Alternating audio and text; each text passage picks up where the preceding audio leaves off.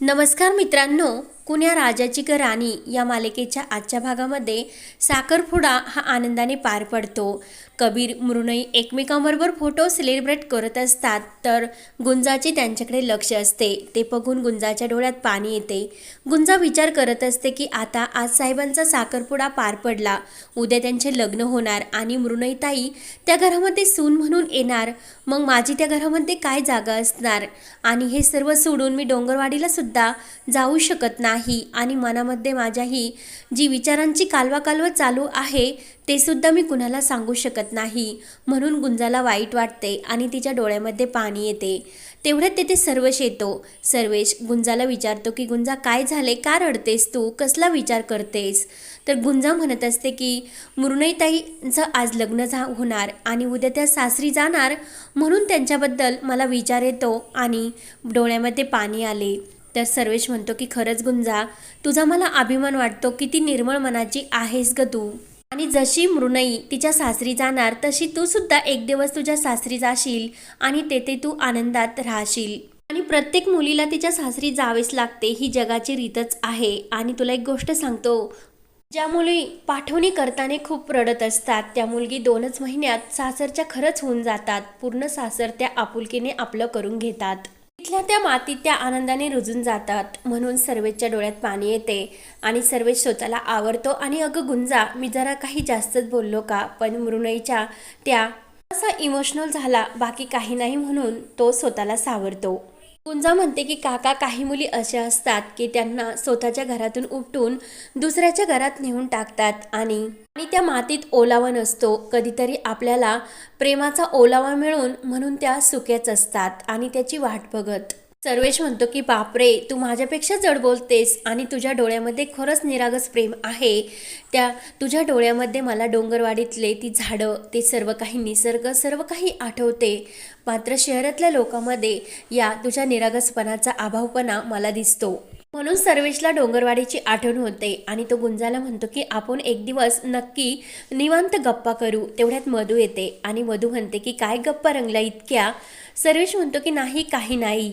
सर्वेश म्हणतो की खरंच, पण खूप मस्त बोलतेस हां, 52 नंबरी सोनं आहे ते. आणि एकदा मी तुमच्या घरी आलो होतो तेव्हा येणे मला हकलून काढले, कारण मुंबईमध्ये खूप चोरं हे घरात घुसत असतात. तिला वाटलं की मी चोर आहे.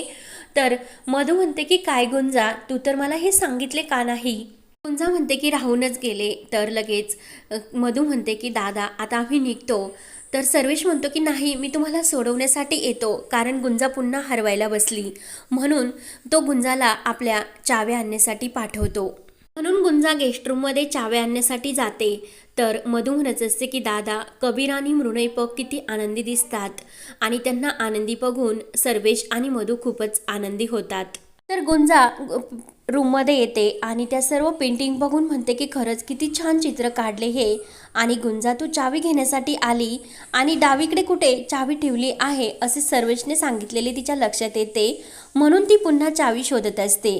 त्यानंतर इकडे सर्वेश हा मधूला म्हणत असतो की खरंच आज मी खूप आनंदी आहे, कारण एक चांगला नवरा, एक चांगली सासू आणि खूप छान असे सासर मिळाले. फक्त मनामध्ये माझ्या एक सल आहे आणि आता नको सांगायला. मधू म्हणते की दादा, सांगणारे काय सल आहे तुझ्या मनामध्ये.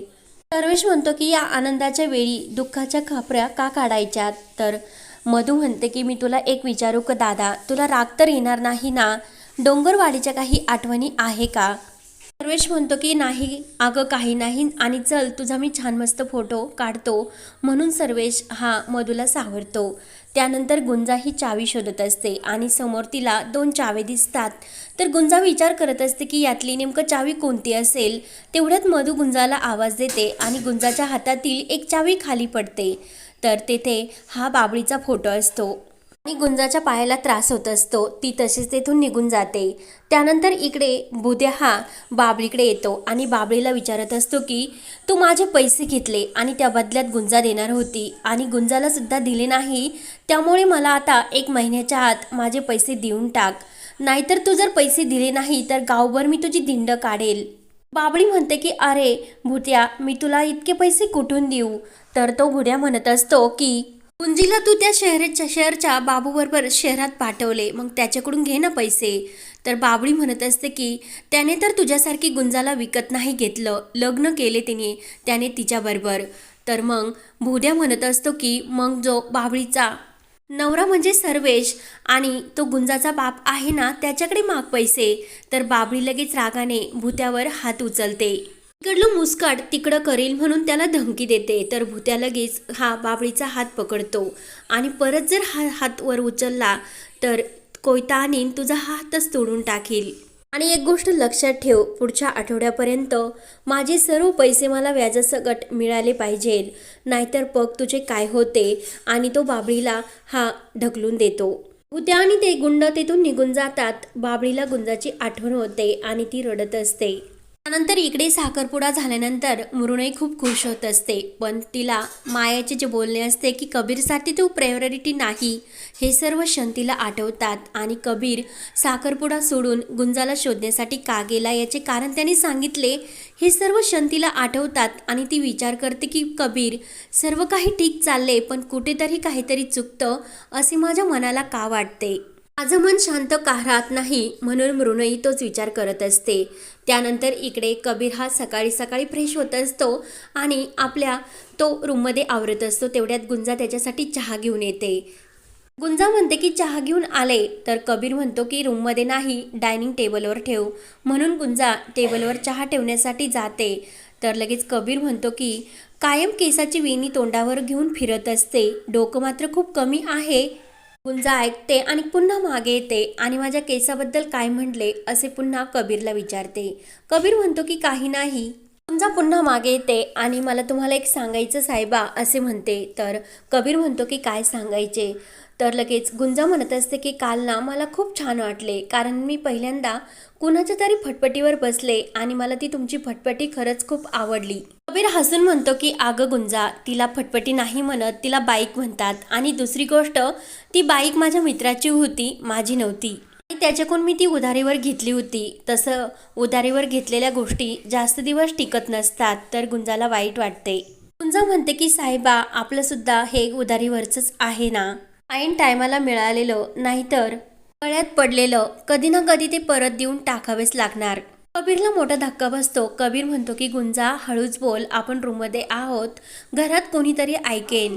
गुंजा म्हणते की साहेबा, आमच्याकडे सुद्धा अशा फटफट करणाऱ्या फटफट्या असतात आणि त्या फक्त पोलिसांकडे, आणि अशी टवाळकी पोरं त्यांचा आवाज ऐकून पळून जातात. आणि मी सुद्धा अशीच फटफटीवर पोलीस ऑफिसर बनून बसणार आणि डोंगरवाडीमध्ये जाऊन सर्व डोंगरवाडी मी पालती घालणार. तर कबीर म्हणतो की तुला पोलीस ऑफिसर व्हायचे की हे कीर्तनकार. बोलायला लागली की पूर्ण बोलतच असते आणि फटफटीवर कशी बसणार, तुझे पाय पुरणार का त्यावर. आणि बाहेर नाश्ता लावण्यासाठी सांग असे तो गुंजाला काढून देतो. त्यानंतर इकडे सर्वजण मृणाई आणि कबीरच्या साखरपुड्याचे फोटो पाहून कबीर आणि मृणाईचे हे कौतुक करत असतात. तेवढ्यात कबीर येतो आणि माझे काय कौतुक चालले असे विचारतो. तर कविता म्हणते की कसं आहे ना भाऊजी, तुम्ही फक्त देखणे आहात, तुमच्यात ते व्यक्तिमत्व असे खास काहीच नाही, असे मुद्दाम ती कबीरला चिडवण्यासाठी म्हणत असते. पुढे सुबोधला आणि कबीरला नाश्त्याची आठवण होते. तर कविता म्हणते मी तुमच्यासाठी घेऊन येते, म्हणून कविता किचनमध्ये जाते. तर कबीर म्हणतो की वहिनी, दही आणि चटणीसुद्धा माझ्यासाठी घेऊन ये. तर ऋषी मुद्दाम टुमणं मारत म्हणत असते की कसं आहे, तिला घरच्यांच्या पुढं करण्याची जास्त सवय आहे.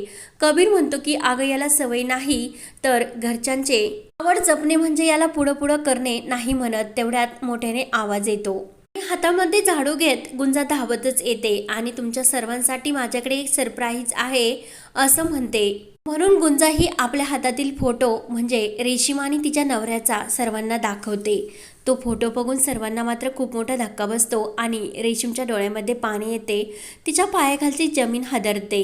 तर आता रेशीम आणि तिच्या नवऱ्याचे असे काय सत्य असणार, तर पुढील भागामध्ये कबीर हा गुंजासाठी 12वीचा फॉर्म घेण्यासाठी आलेला असतो आणि तेथे मृणाई सुद्धा आलेली असते. कबीर मृणाईला म्हणतो की मी गुंजासाठी 12वीचा फॉर्म घेण्यासाठी आलो आणि आता तिला 12वीची परीक्षा ही बाहेरून द्यावीच लागणार. तर मृणाई म्हणते की मला असे वाटले होते की तू मला भेटण्यासाठी खास आलात, पण तू तर येथे फॉर्म घेण्यासाठी आलात. मृणयला वाईट वाटते. त्यानंतर इकडे मधू रेशीमला विचारत असते की मंदारचा फोटो हा तुझ्या उशाखाली सापडणं यात आम्ही काय समजायचे. तर रेशीम म्हणत असते त्या गुंजाला चोंगडेपणा करायची सवयच लागलेली आहे, म्हणून रेशीम तो फोटो फोडते. तर ते बघून गुंजाला खूप मोठा धक्का बसतो. तर आता पुढील भागामध्ये काय होणार हे पाहण्यासाठी आपल्या चॅनलला नक्की सबस्क्राईब करत राहा. धन्यवाद.